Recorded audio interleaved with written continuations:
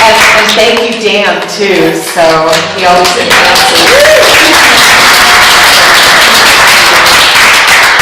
Well, it is my great privilege to have Robert Pope as our speaker today. And he's going to be talking about the joy of losing your path. So, which I thought was very intriguing. Now, let me tell you, I've known Robert for a number of years, and I always associate Robert with absolute excellence in everything he does. So I love when he speaks, but not only that, he's an excellent chiropractor and an excellent life coach, and the work he does is Byron Katie's the work, and I've actually worked with him. This is how I know that, he really made a difference in my life when we worked about 12 sessions, I think, and it was really life-changing. So he's so wise, and he's an excellent speaker, and we're going to love his message. So I invite Robert to come up now.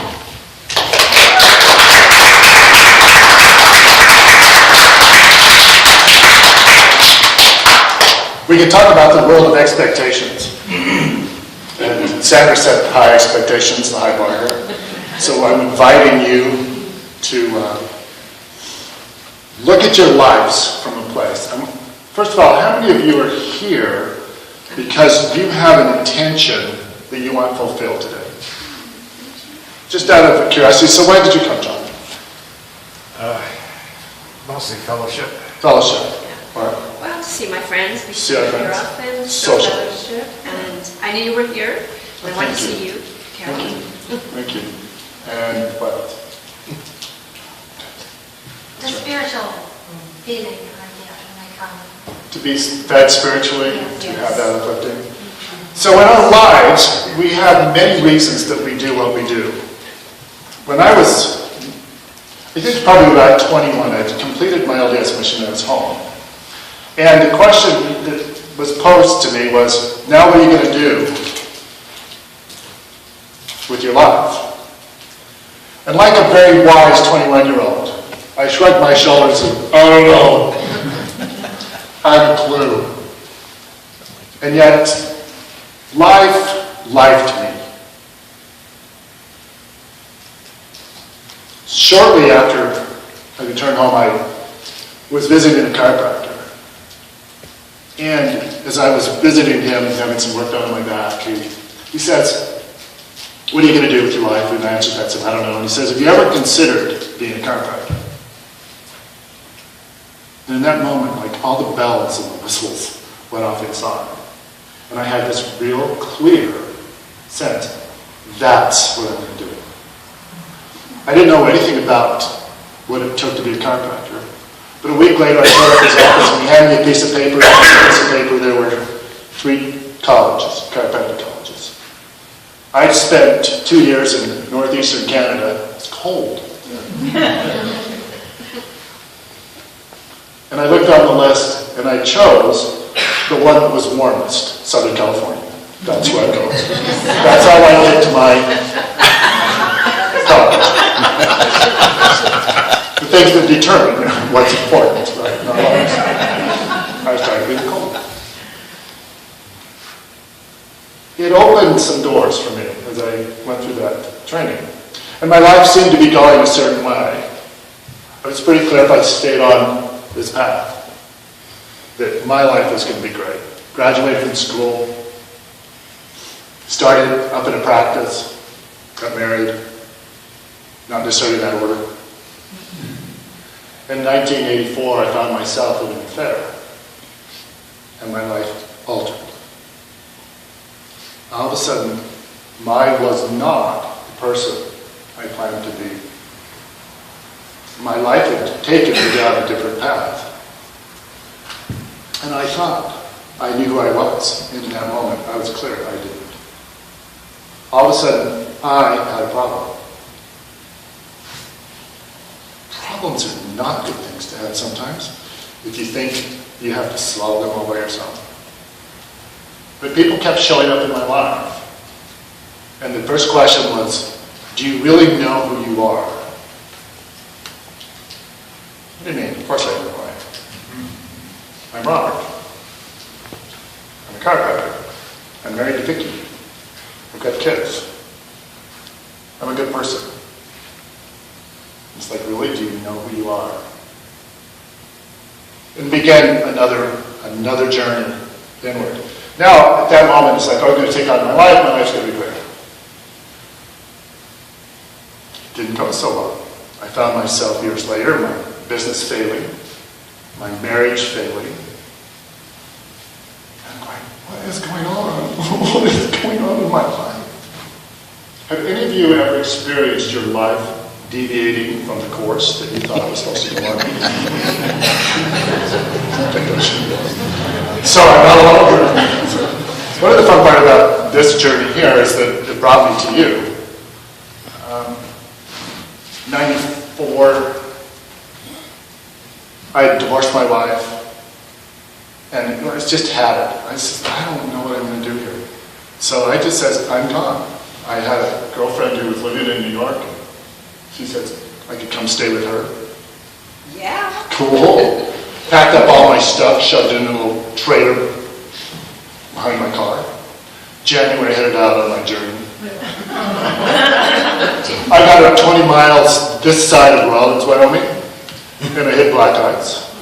And the next thing I know, my trailer and my car are down in the middle of the bar pit, and the trailer's on its side. Hauling my stuff behind in my past. There was a lot of weight in that trailer.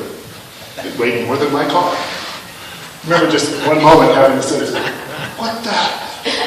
There's the trailer. Coming up along the side of me.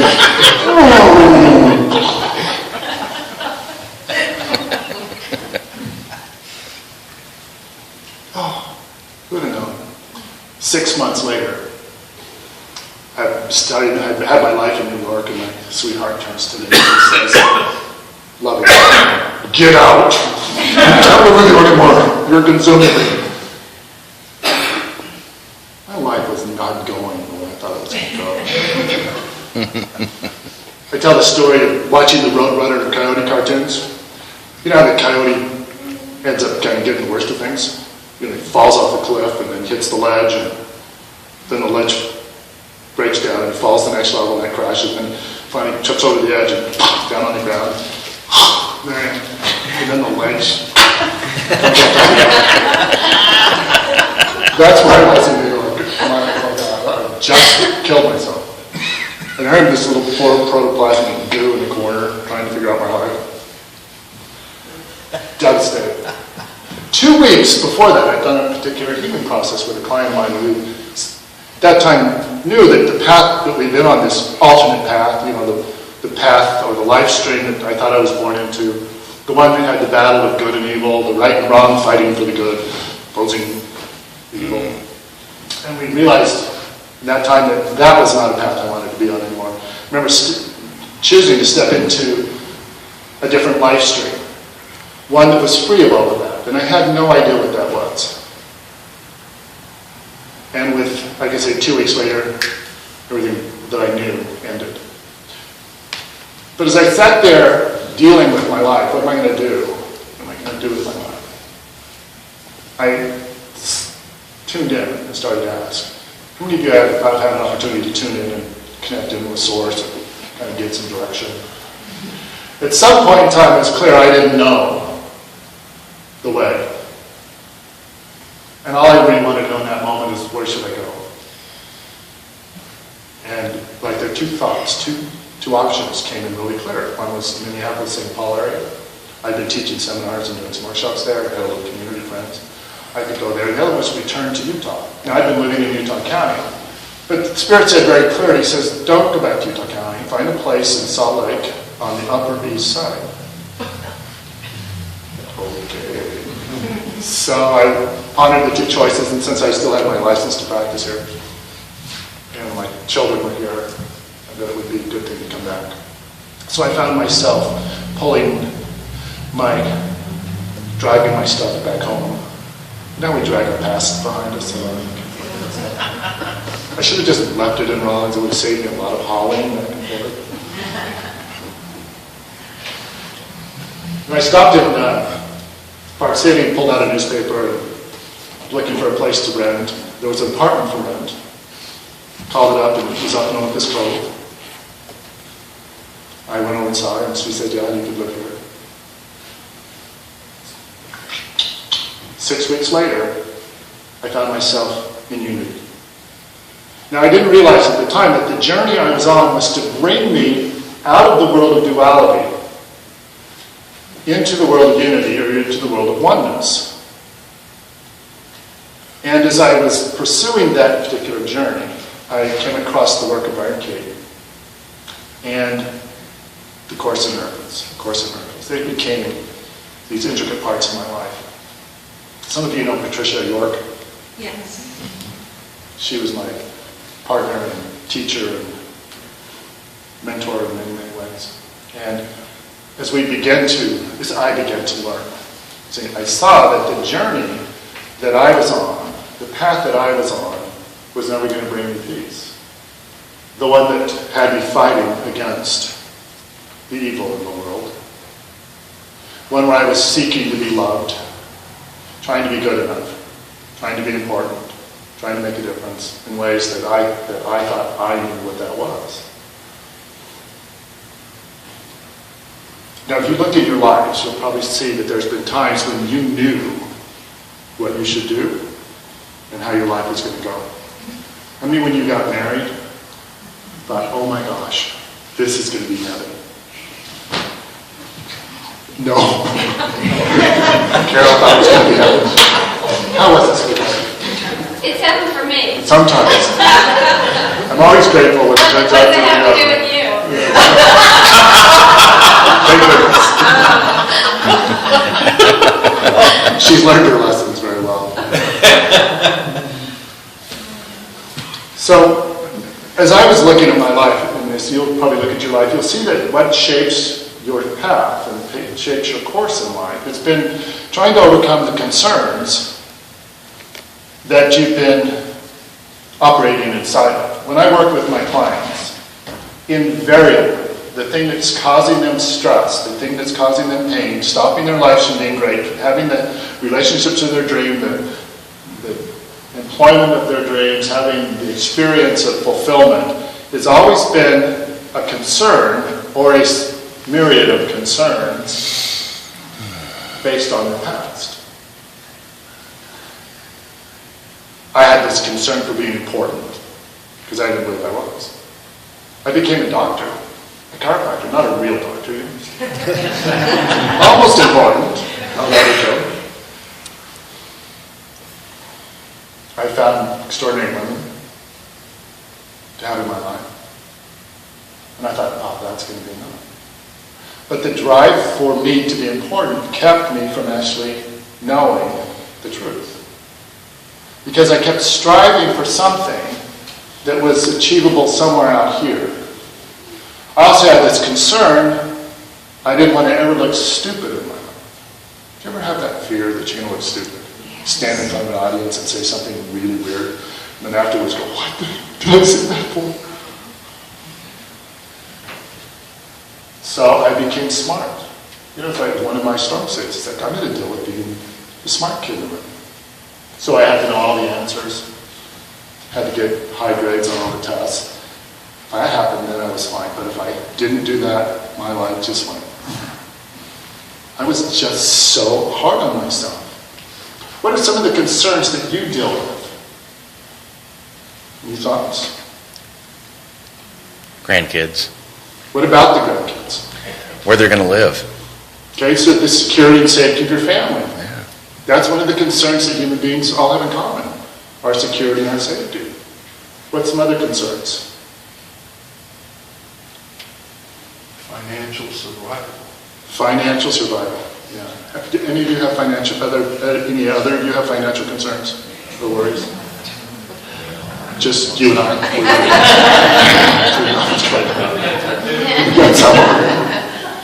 Okay. Jobs, I know several people who are looking for jobs, they're unemployed right now. How many of you thought your life was about your employment? And then all of a sudden it went away. Yeah.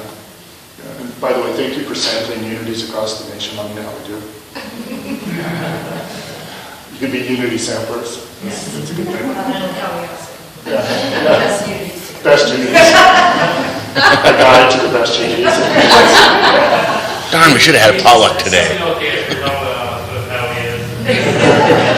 That would be great. How many of you have the concern for being enough? Being good enough? Being kind enough? Maybe being tall enough? Being thin enough? I don't know. Yeah, we have these things that keep us constantly trying to figure out how our life should go. What should we do? What should we eat? What should we wear? Who should we talk to? Constantly dealing with these concerns.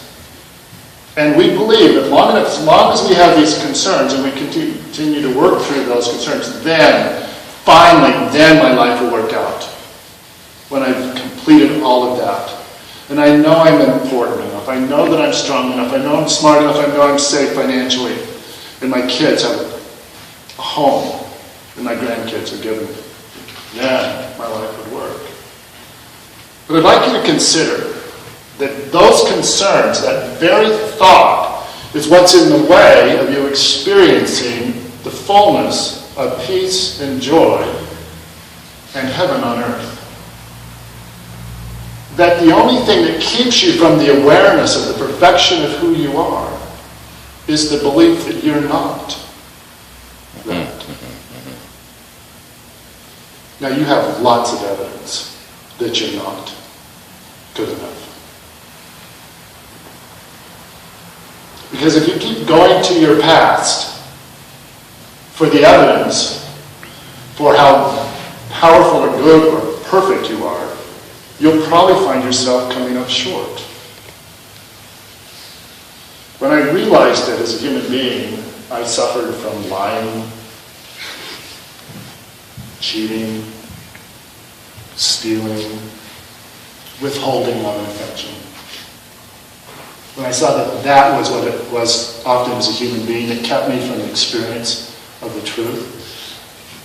And I wouldn't let that go because I kept trying to prove that I wasn't that. So much of our lives has been about trying to prove that we're not who we thought we were. But as long as we're trying to prove that we're not that, we're still stuck with the belief that we are. So the access to peace, the access to joy, is not in the achieving in one's life. Yet it literally shows up in the undoing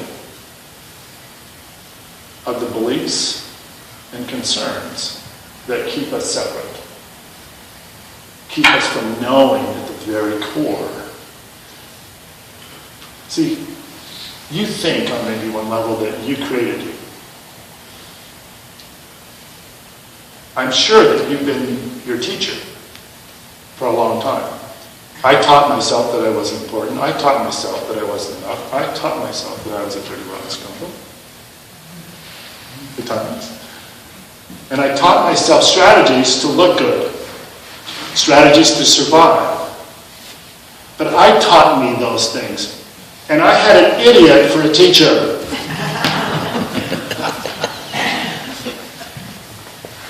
He is insane. Because he doesn't know who he is. So the teacher I'm inviting you to give up is you. Who taught you you weren't enough? Who said that? Who said you weren't important? Who said you were stupid? And if you pay close attention, you'll go, oh, I did that. I did that. I did that. And the I that did that is just a little voice in your head. I want you to pay attention for a moment. You know there's a voice in your head? And it's always commenting. Some of it may sound like this. Wow, what is he talking about? My voice doesn't talk like that all the time. I don't hear that voice. I have no clue. Oh yeah, I know my wife has a voice. She's always on the loudspeaker. I hear it all the time. But I don't have that voice in my head because I don't talk. I'm the one who doesn't say anything. She just asked me to talk. I don't talk because I don't have anything to say. Because it doesn't have anything to say. It's just quiet all the time. It's making noise. Gosh, it's crazy. It just goes on and on. Standing out the window and looking out over the valley at home, and I'm experiencing this panorama view. And then the little voice is going to go, there's a tree. Really? You didn't know it was a tree? Look at all those houses. Aren't they wonderful? The guy was commenting on everything. You walked into this room, the little voice had something to say about the room. Had something to say about your neighbor. When I stood up, had something to say about me. The little voice in your head is constantly at play. Constantly. And if you pay deep, close attention, the purpose of that voice is to try to make your inner world comfortable. Try to make you okay with a world that it sees as a problem. Just pay attention to it. The funny thing about that little voice in your head, it argues with itself. It's a funny little thing. And if who you are is the voice in your head, well, welcome to hell.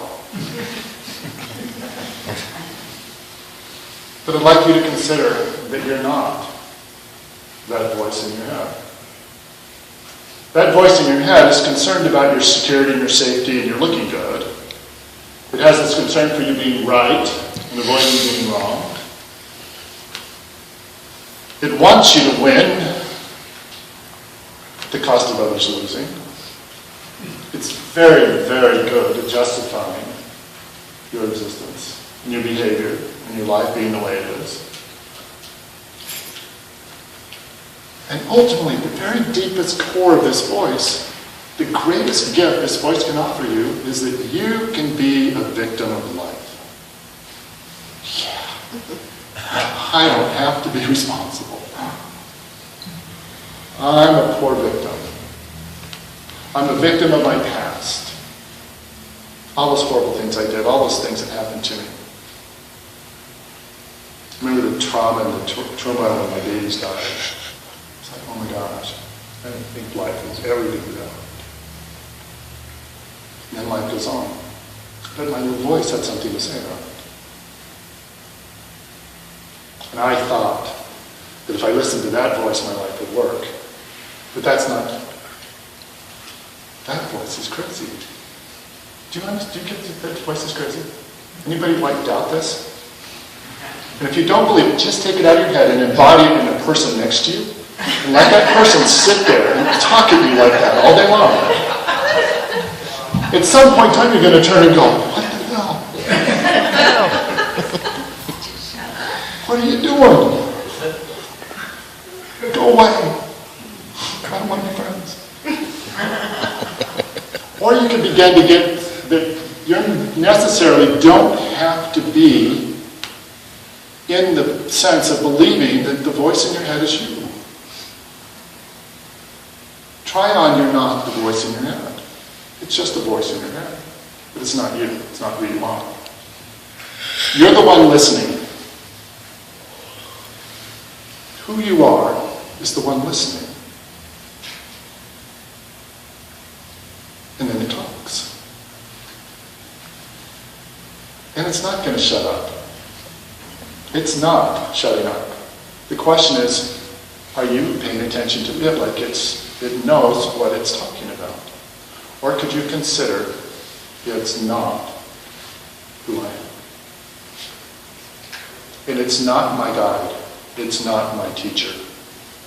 And then you'd be present to something else. It's possible. There is another voice. There is the voice for God. And it is absolutely consistent in its message and its guidance. Its message is always one of love and peace. And it will always guide you home. Now, home. Where's home? See, you've been on a journey. You thought you knew your way. Like someday I'm going to get there. The little voice in your head, it's all about getting. If you pay attention to it, also it's a strategy for getting to what you think you want out of your mind. The voice for God is going to be a voice for giving.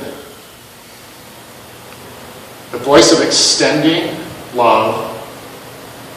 The voice for increase. Because from obeying the voice for God that's in there, that listening to that voice, every time you give, from that place you receive.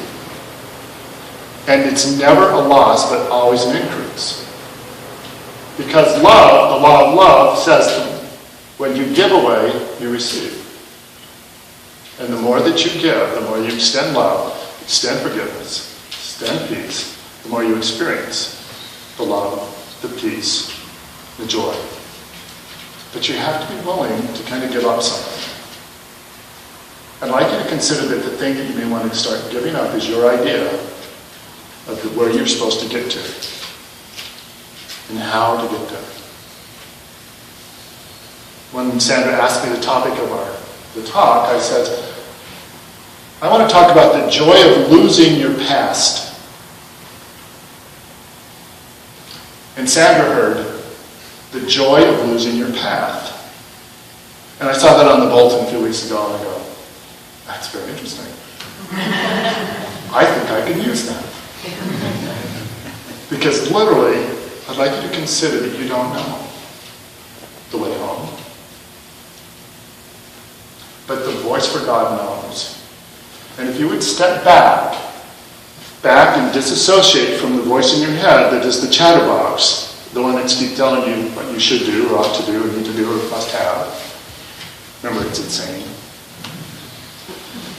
You don't have to listen to insane friends. You just know they're insane, and then you can let them be. You can let the voice in your head just be. It's not going anywhere anyway. But for a moment, you consider you don't have to pay attention to it. You can let it go. Just let it be. You drop behind it deeper, and in the background, there's a seat that you can witness life from. It's the seat of awareness. See, when you disengage from the voice in your head and you drop back into the seat of awareness, you must become present to that which is always and never changing. They say that who you are is eternal. You've heard this.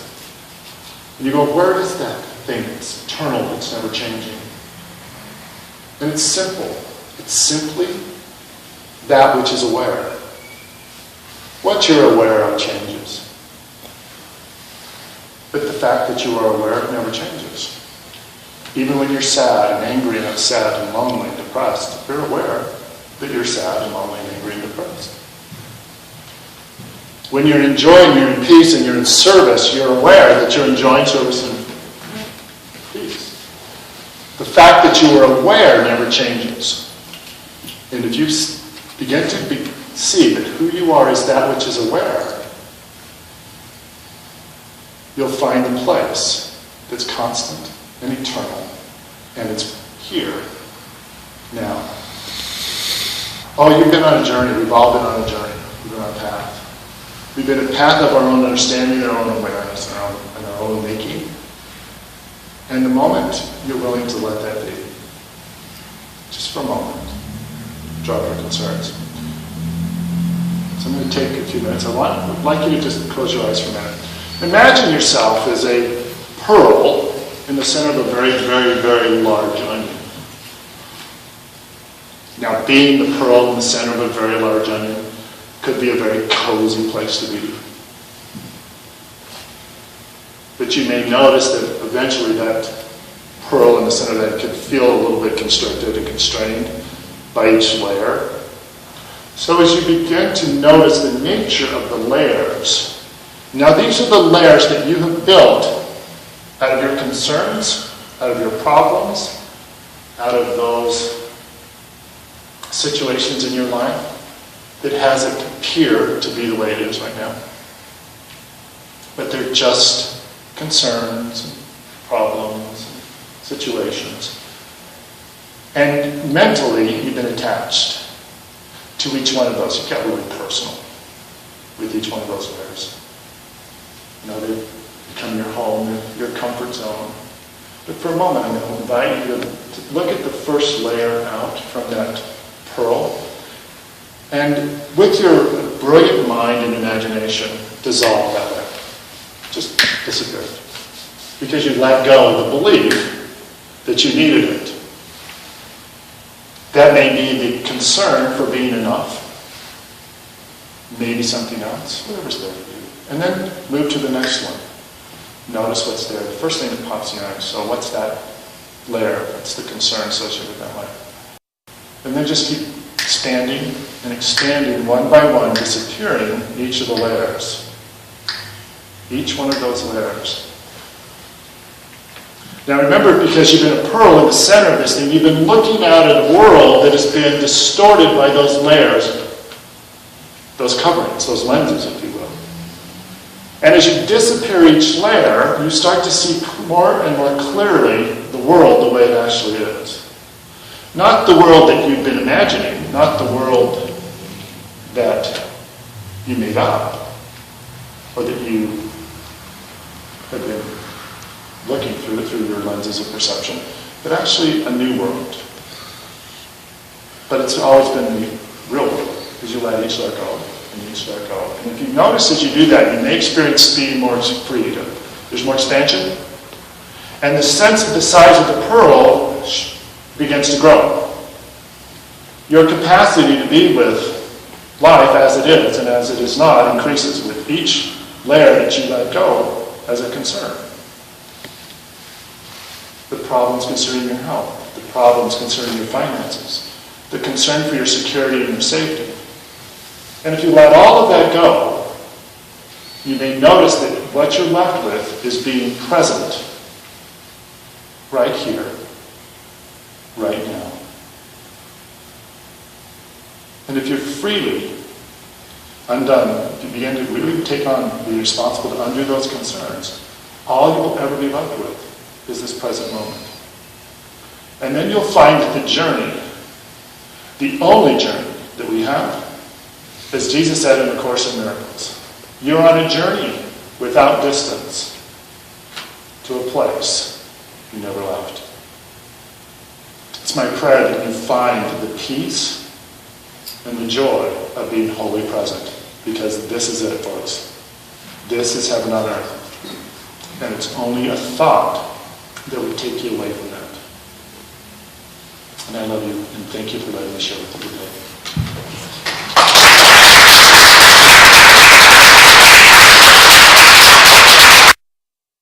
And then just keep expanding and expanding one by one.